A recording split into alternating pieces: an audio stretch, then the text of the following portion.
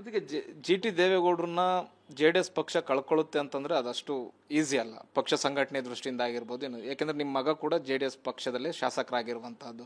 ಈಗ ನೀವು ಒಂದು ಕಡೆಗೆ ಈಗ ಅಸಮಾಧಾನ ಆಗಿರೋ ವಿಚಾರ ನೋಡಿದ್ರೆ ಅಥವಾ ನಿಮ್ಮನ್ನ ಕೋರ್ ಕಮಿಟಿಯಿಂದ ತೆಗೆದುಹಾಕಿರೋ ವಿಚಾರ ನೋಡಿದ್ರೆ ನೀವು ಕಾಂಗ್ರೆಸ್ ಕಡೆ ಏನಾದರೂ ಮುಖ ಮಾಡಿದ್ದೀರಾ ಅಥವಾ ಕಾಂಗ್ರೆಸ್ ನಾಯಕರ ಜೊತೆ ಚೆನ್ನಾಗಿದ್ದೀರಿ ಅನ್ನುವಂಥದ್ದೇ ಕುಮಾರಸ್ವಾಮಿ ಅವರಿಗೆ ಏನಾದರೂ ಅಸಹನೆ ಬಂದಿರ್ಬೋದಾ ಅಂತ ನಿಮ್ಮ ಮೇಲೆ?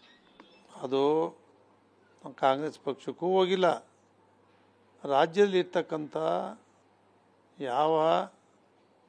ಯಾವುದೇ ಪಕ್ಷದ ಸರ್ಕಾರ ಇರಲಿ, ಅವ್ರ ಜೊತೆ ಒಬ್ಬ ಶಾಸಕನಾಗಿ ನಾವು ಆ ಕ್ಷೇತ್ರದ ಜನರ ಅಭಿವೃದ್ಧಿ ಮಾಡಬೇಕು, ಸಮಸ್ಯೆಗಳು ಬಗೆಹರಿಸಬೇಕು ಅಂತ ಹೇಳಿದ್ರೆ ಎಲ್ಲರೂ ಕೂಡ ಅವರು ಕೂಡ ಕುಮಾರಸ್ವಾಮಿಯವರು BJP ಅವ್ರ ಜೊತೆನೂ ಚೆನ್ನಾಗಿದ್ದಾರೆ, ಕಾಂಗ್ರೆಸ್ ಜೊತೆನೂ ಚೆನ್ನಾಗಿದ್ದಾರೆ, ಕಾಂಗ್ರೆಸ್ ಸರ್ಕಾರದಲ್ಲೂ ಕೆಲಸ ಮಾಡುತ್ತಾರೆ, ಇಲ್ಲೂ ಕೆಲಸ ಮಾಡುತ್ತಾರೆ. ಹಂಗೆ ನಾವು ಶಾಸಕರಾಗಿ ಮಾಡ್ತೀವಿ. ಅದರಲ್ಲೆಲ್ಲ ಚುನಾವಣೆ ಹೊರಗೆ ಪಕ್ಷ ನಿಷ್ಠೆ, ಚುನಾವಣೆ ಮುಗಿದ ಮೇಲೆ ಅಭಿವೃದ್ಧಿಗೆ ನಾವೆಲ್ಲರ ಜೊತೆ ಹೋಗಲೇಬೇಕು, ಬರಲೇಬೇಕು.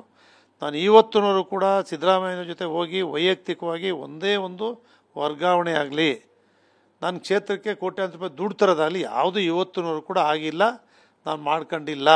ಚಾಮುಂಡಿ ಬೆಟ್ಟದ ಮೇಲೆ ಸಿದ್ದರಾಮಯ್ಯನವರು ರಾಜೀನಾಮೆ ಕೊಡಬೇಕು ಅಂತ ಹೋದಾಗ 136 ಜನ ಶಾಸಕರವರು ಮುಖ್ಯಮಂತ್ರಿ ಮಾಡಿದ್ದಾರೆ. ಅವ್ರನ್ನ ಸಂವಿಧಾನಬದ್ಧವಾಗಿ ಮುಖ್ಯಮಂತ್ರಿ ಆಗಿದ್ದಾರೆ. ಈ ಆಪಾದನೆಗಳು ಮಾಡಿದ ಕೂಡಲೇ ರಾಜೀನಾಮೆ ಕೊಡಿ ಅಂತ ಹೇಳ್ತಕ್ಕಂಥದ್ದು ಸರಿ ಇಲ್ಲ. ಕೇಂದ್ರದಲ್ಲಿರೋ ಸಚಿವರ ಮೇಲೂ ಇದೆ, ರಾಜ್ಯದಲ್ಲಿರ್ತಕ್ಕಂಥ BJP ಅವ್ರ ಮೇಲೂ ಇದೆ.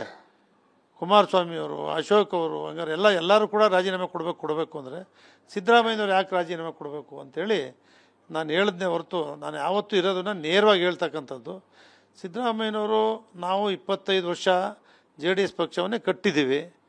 ಅವ್ರು ಕಾಂಗ್ರೆಸ್ಗೆ ಹೋದ್ಮೇಲೆ ಅವ್ರ ವಿರುದ್ಧವಾಗಿ 20 ವರ್ಷ ಇವತ್ತೂ ಕೂಡ ಅವ್ರ ವಿರುದ್ಧವಾಗಿಯೇ ರಾಜಕೀಯ ನನ್ನನ್ನು ಸೋಲಿಸ್ಬೇಕು ಅಂತ ಅವ್ರು ರಾಜಕೀಯ ಮಾಡ್ಕೊಂಡೇ ಬಂದಿದ್ದಾರೆ ಅವತ್ತಿಂದನೂ.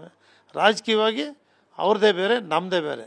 ಆದರೆ ಪ್ರೀತಿ ಯಾವತ್ತೂ ಕೂಡ ನಾನು ದ್ವೇಷ ರಾಜಕಾರಣ ಮಾಡಲ್ಲ ಯಾರ ಮೇಲೂ.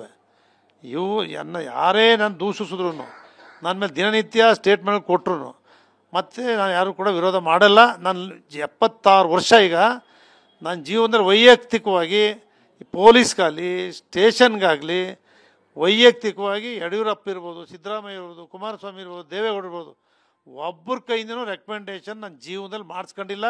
ಸ್ವಾಭಿಮಾನದಿಂದ ಬದುಕಿದ್ದೀನಿ. ಯಾರಿಂದನೂ ವೈಯಕ್ತಿಕವಾಗಿ ಒಂದು ಇಂಥದ್ದು ಆಸ್ತಿನೋ, ಒಂದು ಕಮರ್ಷಿಯಲ್ಲೋ, ಒಂದು ಇನ್ನೊಂದು ಯಾವುದೇ ಮುಖ್ಯಮಂತ್ರಿಗಳಿಂದ ನಾನು ಮಾಡ್ಕೊಂಡಿಲ್ಲ.